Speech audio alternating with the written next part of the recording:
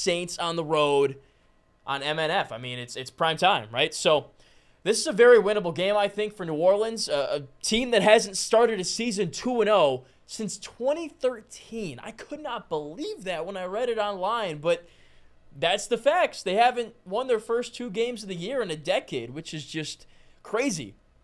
I think this is a really good matchup for the Saints. You got a young quarterback in Bryce Young for Carolina, an offensive line that is a little bit shaky, and if you want to watch the Titans game back, you know what that D-line did to Tennessee's offensive line and Ryan Tannehill. They made life a living nightmare for him. He had 3 interceptions, was hovering at or below 50% completion percentage. I think it was his lowest QBR ever as an NFL quarterback. I think I read that online. So not a good showing from an NFL veteran. Imagine what an NFL rookie's going to look like against that same kind of stuff. I mean, Peyton Turner's kind of your only injury this week. I think I read that he's doubtful in this game. Everybody else back. Everybody else ready to tee off once again, and they should. And Bryce Young showed last week in the loss to Atlanta, 24-10, that he'll make mistakes. He's a young quarterback. He's a rookie. It's really rare for NFL rookies to have big first seasons, even like respectable first seasons. He had 2 picks last week, and I think that plays right into the hands of what the Saints want to do again. Just go after the quarterback, force him to be uncomfortable, and get some interceptions, get some turnovers because of that. Now, the thing with Young is he's a dual-threat quarterback. We saw it in his time at Alabama. I saw it a little bit in the preseason. He's got an elite ability to escape that pressure, find an out, find that fire exit, and extend a play, whether it be on the ground or, kind of fading to the left, fading to the right, and waiting for a receiver to come open.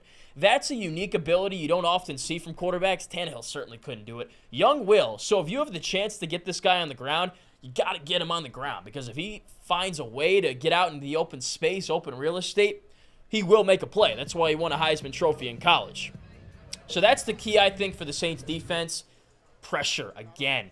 Carl Granderson, Cam Jordan, Malcolm Roach. Shut down that run and get into that backfield for some sacks. Make that pocket as, close, as tight as you can so that Young just does not feel comfortable the entire game. How about on offense?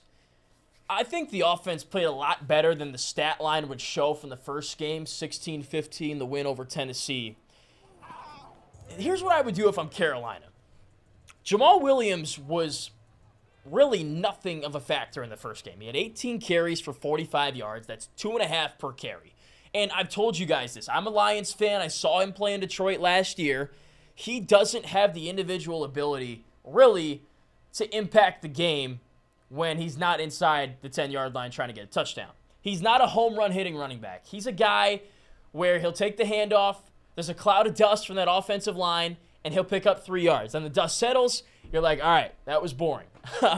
He's not a guy that will take it 15, 20 yards. So if I'm Carolina, what I'm doing is kind of the same approach I told LSU to take with Mississippi State. Stack the box. Force the Saints to kind of beat you with that run game, because Derek Carr can move the ball. I was really blown away by how efficient he was in that game against Tennessee.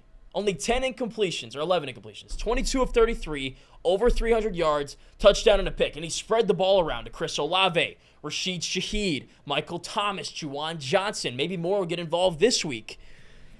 If I'm Carolina, I'm forcing New Orleans to beat me with that ground game. Can Jamal Williams beat me? I don't think so. Derek Carr's not a dual-threat quarterback, but he can spray.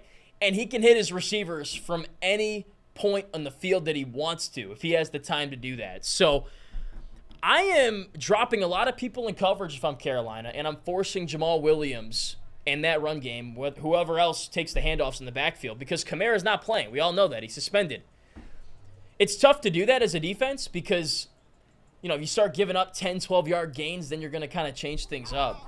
So let's flip it over to the Saints side of things. If that's how Carolina's going to think, all right, they're going to let us beat them with the run game, I would still stick to that passing game because it's what works, and maybe use that run game to, again, set up that pass. Let Jamal Williams get a couple of good touches, go for 7, 8 yards, maybe 10, and then you've got the guys to hit a deep ball. Derek Carr play action, Chris Olave over the middle. Rashid Shaheed on a double move, Juwan Johnson one-on-one against the linebacker. It's a tough offense to stop and to game plan for. And if you can kind of use reverse psychology and think of how Carolina wants to stop you, you can then expose them. So I want to see if this offensive line, which has been the subject of a little bit of criticism, can open up some holes, get that run game going, and see if Jamal Williams can maybe step up his game a little bit. But I think the Saints easily win this game. The spread, I think, was 3 last I checked. So give me the Saints to win and cover the 3-point spread as well. What's funny about this job and kind of doing this is that you can talk yourself into these predictions by just kind of researching and thinking about this game. I just gave you a lot of valid points as to why the Saints will win. And they're very clear, and they're very bound to happen. The Saints will get pressure on Bryce Young. The Saints will move the football through the air. Carolina will try to slow down that passing game, which means there's going to be a lot of space and favorable matchups for New Orleans in the box. I just don't see a scenario in which Carolina wins this game unless the Saints just completely implode, and I don't think they will. So I think everyone's really, when they look at the NFL scores Tuesday morning, they're going to see the Saints game and go, whoa, yeah, these guys are for real. That 1-point win against Tennessee should have been a lot more inflated than it was. So Saints will win this game, and I think it won't be necessarily close as well. But can't wait to watch it on Monday night.